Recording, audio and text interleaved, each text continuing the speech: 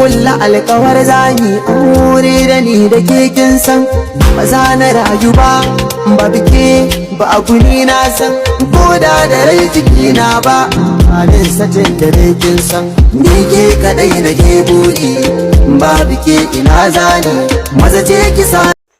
Assalamu alaikum wa rahmatullahi wa barakatuh. Barka da zuwa official Ado Gwanja TV. Hakika wannan tasha ta mata official Ado Gwanja TV tasha ce wacce ta ta'allaka kan samu muku sababbin update na mawaka wanda muke da su a wannan zamani. Hakika yau ma wannan tasha ta mai albarka ta kawo muku wata sabuwar waka wacce Hamisu yake shirin saki mai suna mun kulla alkawar zami aure. To ina masoya Hamisu suke, ina masoya Hamisu. Hakika kun san shi ma jarumi ne kuma gwarzo ne a fannin waƙar soyayya. Kar a manta a danna mana alamar subscribing shine zai tabbatar da kana cikin wannan tasha ta mai albarka, yadda da zarar mun yi update mun dora insha Allahu zaka gani. Official Ado Gwanja TV ba iyan nan ta tsaya ba, tasha ce wacce ta ta'allaka kan samun muku update na mawaka da muke da su, kama daga kan labaran Kannywood dai a cikin wannan tasha ta mu mai albarka. Yasa na ce in dai kana son update na kowanne mawaki da dukkan wata sabuwar waka, to ka danna mana alamar subscribing da liking da sharing da comment yadda yan uwa za su amfana. In dai kai hakan shine zaka samu damar samun update akai da zarar mun dora insha Allahu.